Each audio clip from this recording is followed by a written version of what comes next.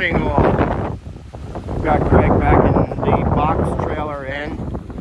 We're going to do a 550 gallon tank removal here in Washingtonville. Nice homes. Install's not that bad. Removal a little tricky getting the soil back to it, but we'll offload, set everything back into place with the mats, and we'll be back. Okay, I met with the homeowner, very nice guy. Just trying to figure out the best access in for this. It's on a little bit of a slope. We've got this rock wall to contend with. Not a big deal. Seems kind of easy. And the new installation is going to go right here. So our only code is got to be 5 feet from an ignitable source, which is the burner, and the vent where the fumes come out while he's filling it. The outside has to be vented 2 feet away from any window or any opening. Actually, it is. So we'll offload the material and start. Okay, just pull the tank off, and we're going to hand truck that in. That's 272 pounds. It's actually maybe a little interesting to watch, see how this turns out. Because we are getting to a steep incline. Forget about the fact of me putting the phone down and helping. You like to set your children up to succeed. Huh? Doing everything. And I may have just done that. Come on, boys. Very nice. Very nice. Congratulations.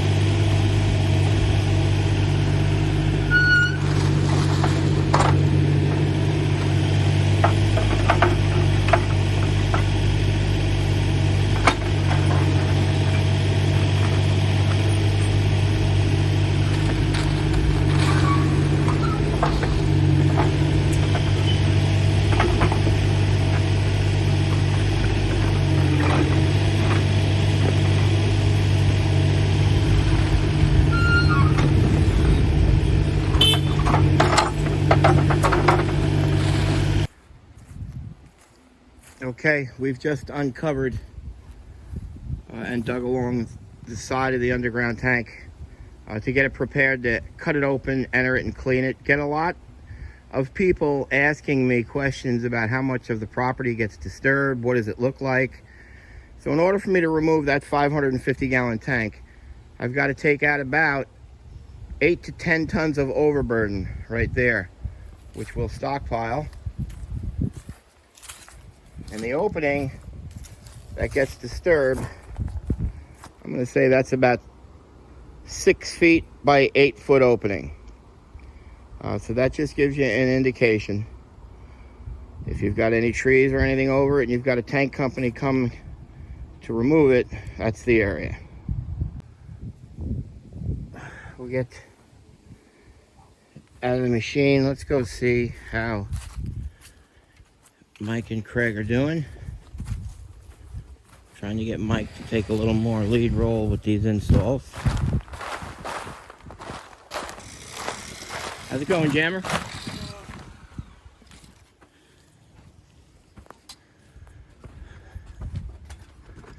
So they're drilling the holes. Going to come out through here.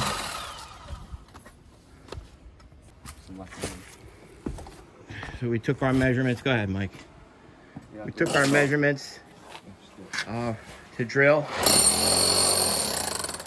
it looks like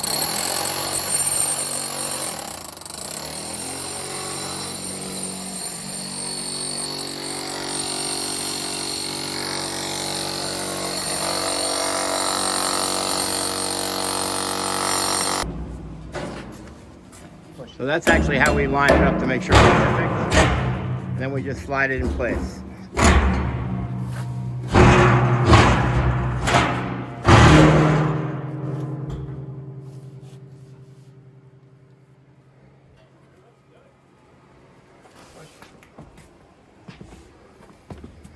think it might be the fill.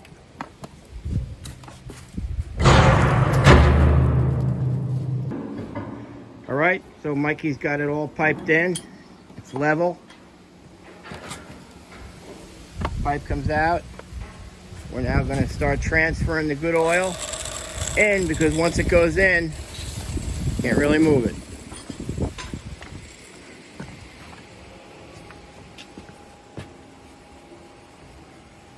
Ready? Yep. Holding? Yep. That's how we make sure right there that we get good oil in the tank and we're not pumping water in. We also stick the tank before we transfer fuel to make sure we're not transferring water. Also, Granby, the tank manufacturers, recommends not transferring the fuel, and so do we, but we understand it's a little expensive.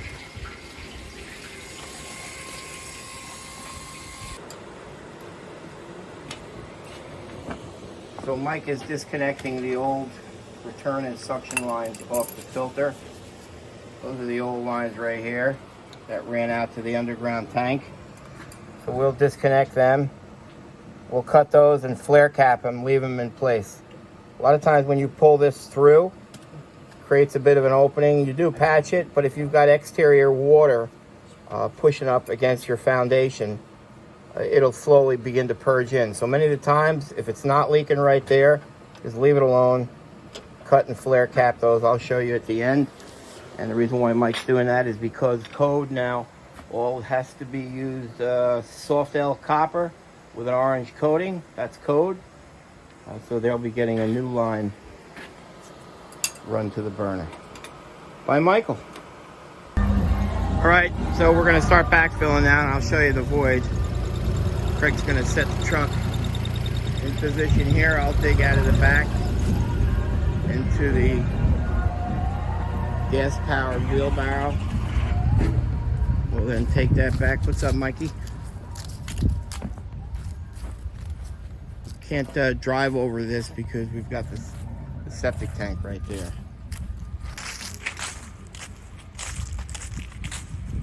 So we'll bring the powered wheelbarrow back here, and we just put all that overburden back, and we compacted it. We'll finish that. Let's go see how Mike and Craig and Sam did on the install.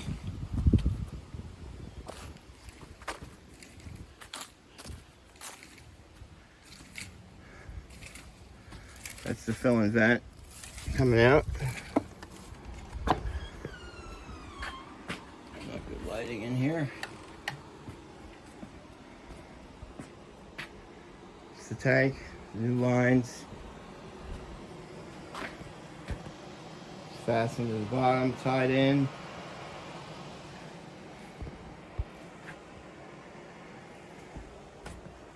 And the hydraulic cement. But we'll finish out here and then show you the final pick.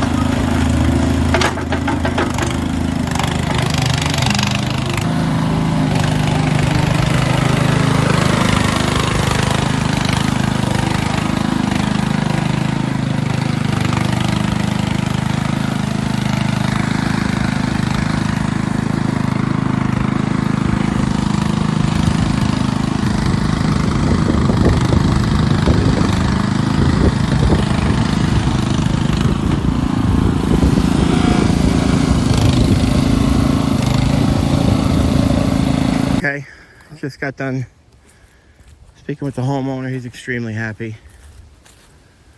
I mean, we just had about 6.5 inches of rain in the last 5 days, so everything gets a little soft. So So I appreciate the patience of people and understanding. It's not going to turn out the best, but under the situation, it's not too bad. I'm trying to convince myself. But that's it. Another fine job.